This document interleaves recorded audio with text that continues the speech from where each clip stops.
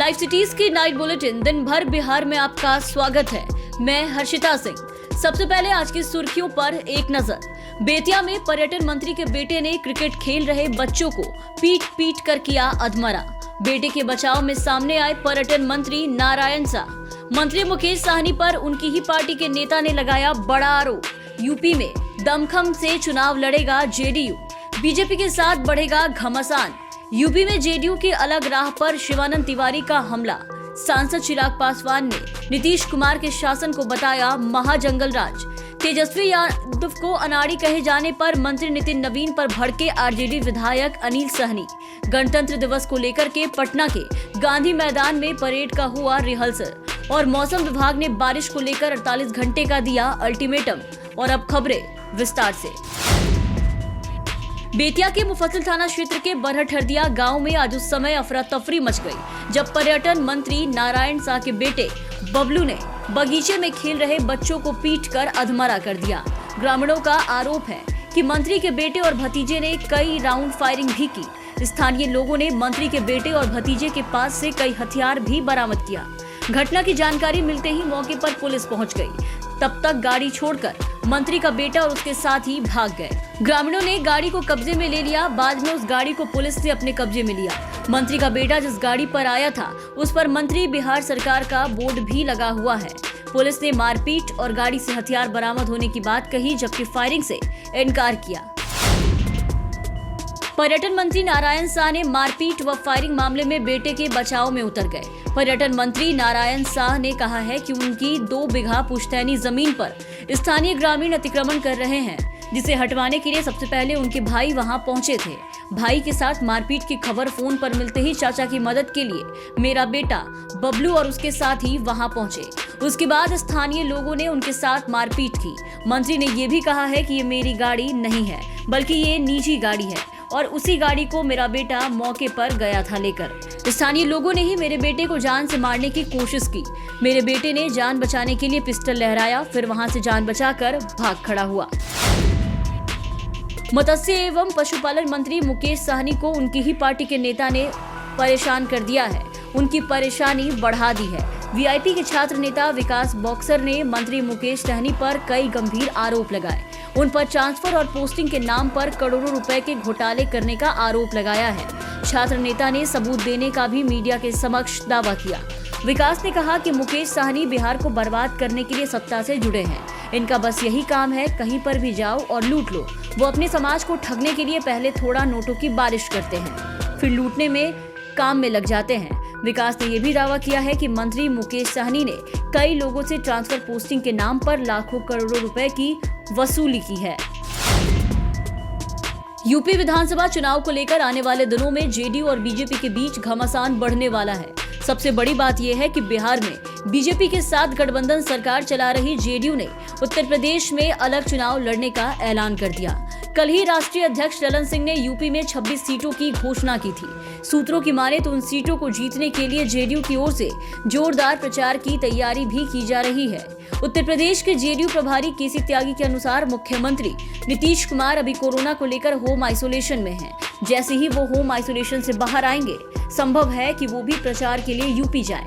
खास बात है कि जेडीयू की ओर से जारी पहले लिस्ट में 26 में से 22 ऐसी सीटें हैं जहां पर अभी एनडीए के विधायक हैं। ऐसे में देखना दिलचस्प होगा कि आने वाले दिनों में यूपी चुनाव को लेकर जेडीयू का क्या रुख होता है।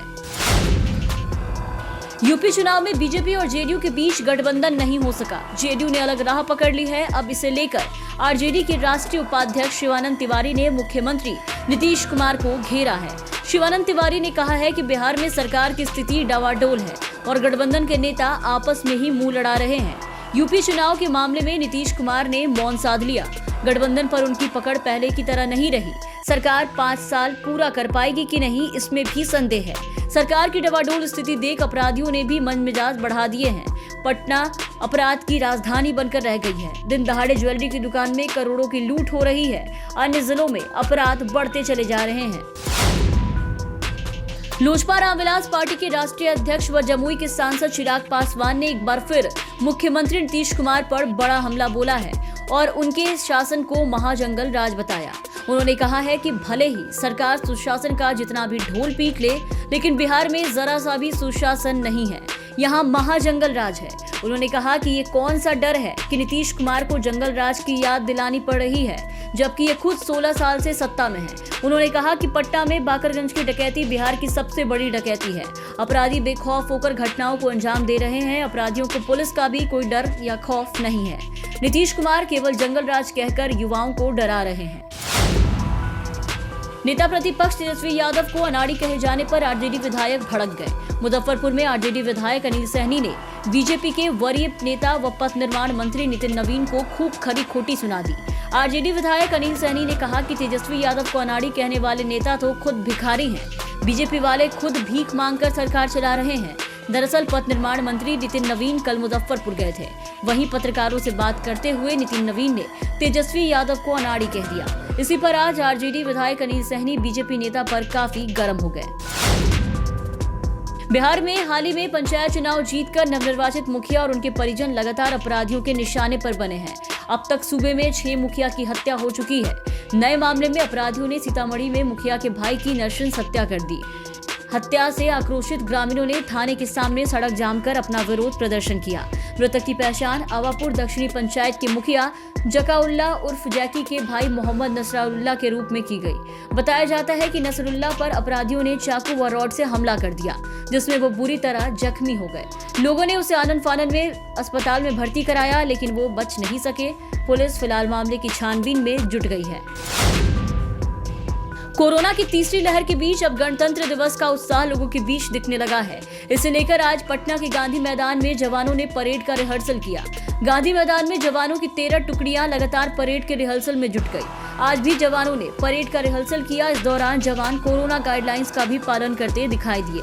वो अपने चेहरे पर मास्क भी लगा रहे हैं और सोशल डिस्टेंसिंग का पालन भी कर रहे हैं। इस वर्ष परेड में शामिल होने वाली टुकड़ियों में जिला सशस्त्र बल पुरुष, जिला सशस्त्र बल महिला, सीआरपीएफ, एसएसबी, आईटीबीपी, बीएमपी पुरुष, बीएमपी महिला, होमगार्ड ग्रामीण, स्वान दस्ता, फायर ब्रिगेड समेत अन्य टुकड़ियां शामिल हैं।